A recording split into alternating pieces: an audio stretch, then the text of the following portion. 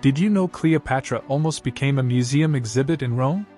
Seriously, Octavian had plans to drag her through the streets in chains during his victory parade. Picture the last pharaoh of Egypt paraded down the Via Appia like a living trophy. Cheered, mocked, and humiliated. Yeah, that didn't quite sit well with Cleopatra. In this episode, we're diving into the final act of the most iconic queen in history. And no, this isn't just some tragic love story with snakes and eyeliner. It's about the end of an era and the quiet, ruthless birth of another. Cleopatra and Mark Antony didn't just die, their deaths built an empire. While the world mourned a doomed romance, Rome scored a geopolitical jackpot. Stick with me till the end, because we'll unpack ambitious escape plans, awkward suicides, a tomb turned into a last stand, and how pain was weaponized into political PR. Oh, and we'll reveal the real reason why the month of August is called August. Spoiler, it's not about the weather. And if you think you know how Cleopatra died, buckle up, because history didn't just lie. It marketed her death. Ready? Let's get into it.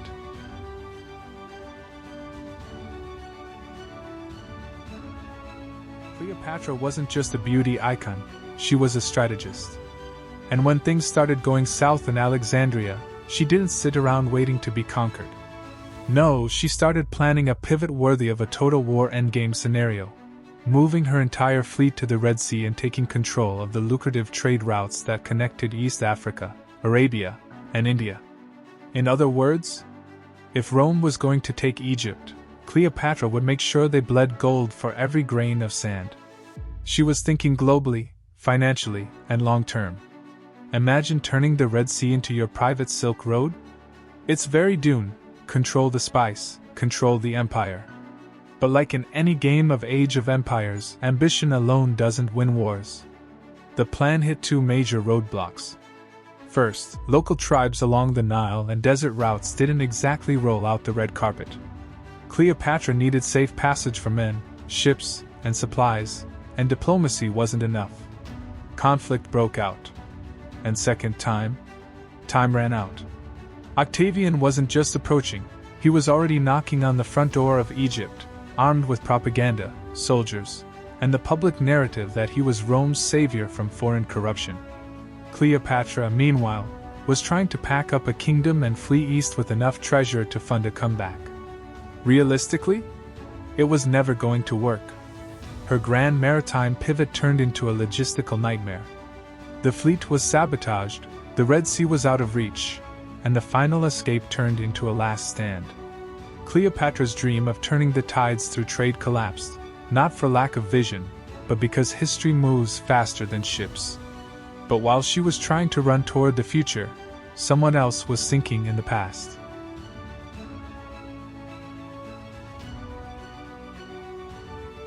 While Cleopatra was planning one last strategic Hail Mary, Mark Antony was unraveling like a Shakespearean antihero, except this one didn't need a playwright to make his fall dramatic. He did that all by himself. Once a war hero, a general, and Julius Caesar's right-hand man, Antony now found himself abandoned, dishonored, and humiliated. His troops were defecting. His allies were gone. Rome had turned its back on him. And worse, so had his sense of self. Antony wasn't just losing a war. He was losing his identity. In a move that feels like it was ripped straight out of Succession, Antony spiraled into a breakdown that mixed grandiosity with self-pity. Think Kindleroy, but with fewer therapy sessions and more swords. His final moments weren't the stuff of legend, they were awkward, even tragicomic. After falsely hearing that Cleopatra had taken her own life, Antony decided to follow her in death. But in true, everything's falling apart fashion, he couldn't even manage a clean exit. He asked his loyal servant Eros to kill him. Eros, unable to do it, killed himself instead. So Antony, in a painfully symbolic gesture, fell on his own sword. Except, he missed the good parts. He botched it. Badly. Wounded and bleeding out, he had to be carried, literally carried, to Cleopatra's mausoleum, where she was hiding. That wasn't a hero's death. That was a slow-motion collapse. the kind where you can feel every ounce of pride leaking out with the blood. What we're left with isn't a mythic warrior, but a man undone by ego, by love, and by the creeping realization that his era was over. He wasn't just defeated. He was irrelevant. But Cleopatra didn't die with him. Not yet. And the place where she chose to wait for her own ending? It was more than just a hiding spot, it was part of her final move.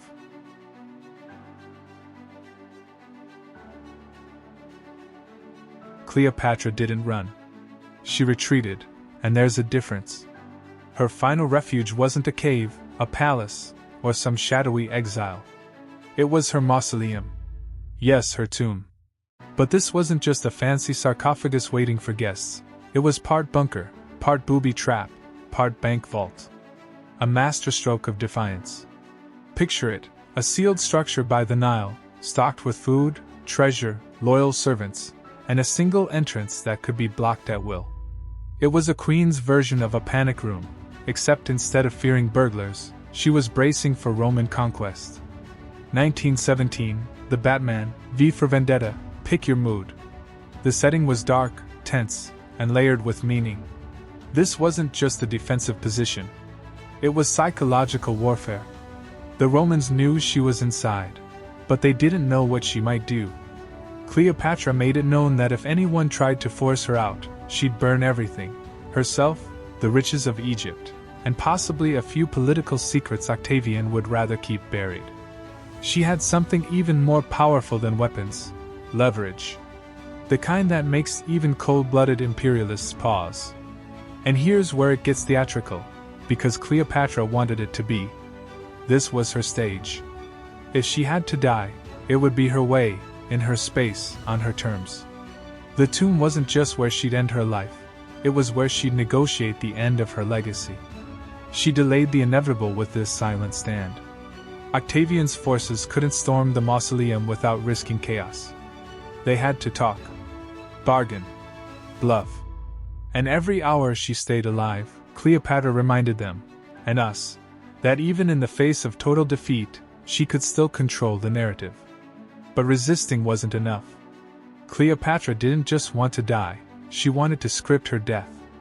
And that's where the snake comes in, or maybe doesn't.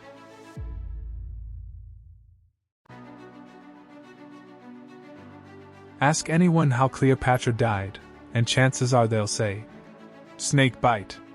Probably a cobra. Maybe dramatic. Maybe in her golden gown, with incense burning and servants sobbing.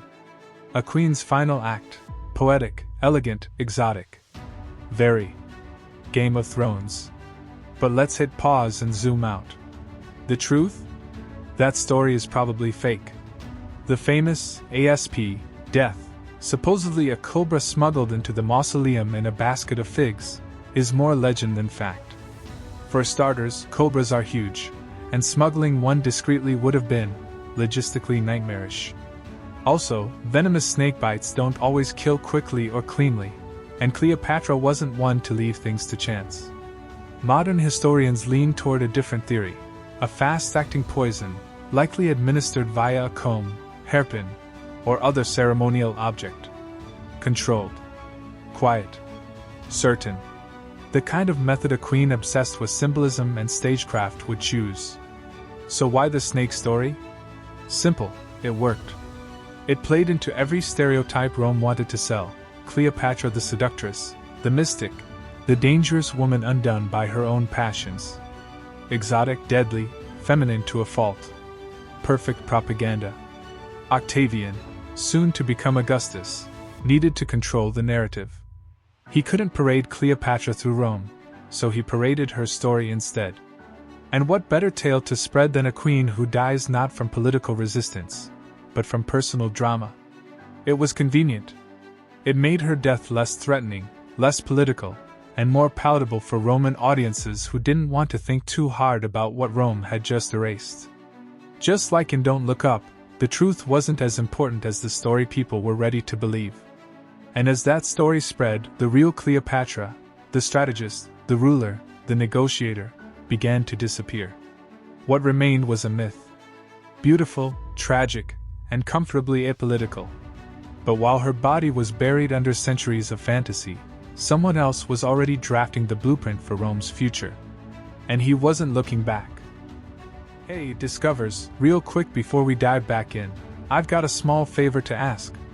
If you're the kind of person who loves a good story, the real ones, with epic battles, wild mysteries, unforgettable characters, and lessons that still echo today, then this channel is for you. Hit that subscribe button and join us as we explore history in a way that's curious, smart, and surprisingly fun. Because understanding the past has never been this interesting.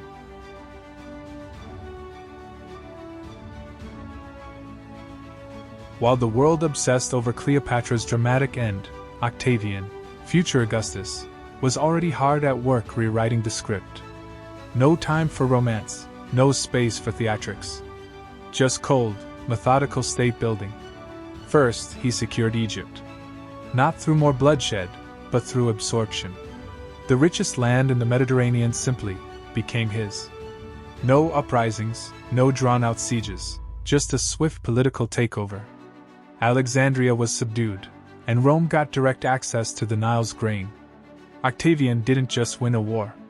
He inherited an economic engine. Next, clean up. He ordered the execution of Caesarion, Cleopatra's son with Julius Caesar, and the last symbolic rival to his claim. 2 Caesars are one too many, he reportedly said. Brutal? Absolutely. But efficient. Then, in a surprising twist, he spared Cleopatra's other children, the ones she had with Mark Antony. Instead of killing them, he sent them to live with his sister, Octavia. It was the Roman way: erase the threat, but keep the trophies. Turn enemies into ornaments. A masterclass in soft power. And then came the branding. In 27 BC, Octavian became Augustus, a name carefully chosen, meaning the revered one. He even renamed the month in his honor. Not because he was vain, though, maybe a little, but because he understood something modern politicians know well: symbols matter. Every time someone checks the calendar and sees August, they're echoing the legacy of a man who conquered without ever calling himself king. If Mark Antony collapsed under emotion and Cleopatra tried to direct her own ending, Octavian did something else entirely. He edited the entire story. Like Zuckerberg in the social network, he wasn't interested in friends, fairness, or feelings. He wanted control. And just like that, the Republic was dying quietly, not with a bang, but with a calendar update. But what about the kids left behind? The half-Roman, half-Egyptian children of a failed empire, too royal to ignore, too dangerous to trust?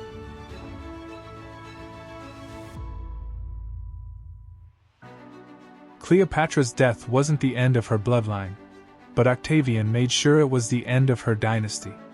First in the crosshairs was Caesarion, her son with Julius Caesar. The boy was around 17, old enough to be dangerous, and with a name that meant Little Caesar, no less. In a world obsessed with legitimacy and lineage, Caesarion represented an inconvenient truth, a potential heir of both Egypt and Rome. Octavian didn't hesitate. The order was swift: execution. No trial, no ceremony. The boy disappeared from history as cleanly as a corrupted file gets deleted. 1 Caesar is enough, Octavian supposedly said, a line that chills with its simplicity. Caesarion wasn't killed for what he'd done, but for what he could symbolize. But what about Cleopatra's other children, the ones she had with Mark Antony? Well, here Octavian played a different game. Instead of wiping them out, he absorbed them into his family machine.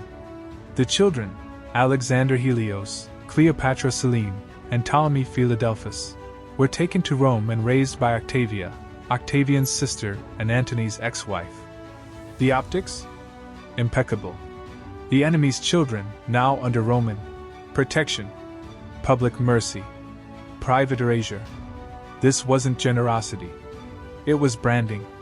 The kids were kept alive, not as threats, but as curated relics, political knickknacks placed neatly on Rome's imperial shelf. Their Egyptian names were rarely spoken. Their future roles, if any, were symbolic. It's a tactic straight out of The Handmaid's Tale or Game of Thrones: don't kill the bastard child. parade them around as proof of dominance. Turn the bloodline into a quiet, manageable whisper instead of a battle cry. In the end, Cleopatra's legacy didn't just die with her. It was dissected, repackaged, and folded neatly into Rome's version of history. The line of the Ptolemies vanished, not in fire, but in polite custody. And that's how empires clean up loose ends. Because while Egypt was gone, something else was being born. Something colder, quieter, and far more durable than any dynasty of gold and eyeliner.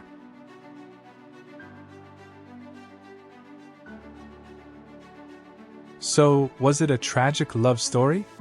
A grand political collapse? Or just an incredibly well-executed PR campaign? Cleopatra and Mark Antony's deaths are often painted with romance, doomed passion, tragic choices, Shakespearean flair. But strip away the poetry, and what you get is a calculated geopolitical turning point.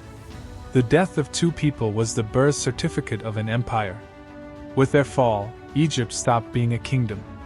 It became a province, stripped of its crown, its independence, and its queen. Rome didn't just win, it swallowed Egypt whole. The last Hellenistic dynasty was gone, and with it, the final illusion that the Republic was still intact. Octavian, cool, composed, terrifyingly efficient, didn't just inherit land. He inherited power without opposition. He eliminated rivals, absorbed enemies, and rewrote history on his own terms. By the time the Senate granted him the title Augustus, the Republic was a corpse dressed in old titles and ceremony. What had been a government of senators and citizens became a one-man show, with excellent branding. And Cleopatra? She was erased from the political narrative and immortalized in myth. A femme fatale. A seductress. A snake in the grass? Conveniently foreign, beautifully tragic, safely dead. The real Cleopatra, multilingual ruler, naval strategist, economic visionary, was buried deeper than her actual tomb. This wasn't just an ending. It was a rebranding of power. A hard reset. A moment when the Roman world stopped pretending it was a republic and started behaving like an empire. And here's the final twist. The empire didn't rise in battle. It rose in silence. In mausoleums. In whispered orders. In careful edits to memory. Because sometimes, history isn't written by the victors. It's marketed by them. And sometimes, empires aren't born on the battlefield. They're born in tombs.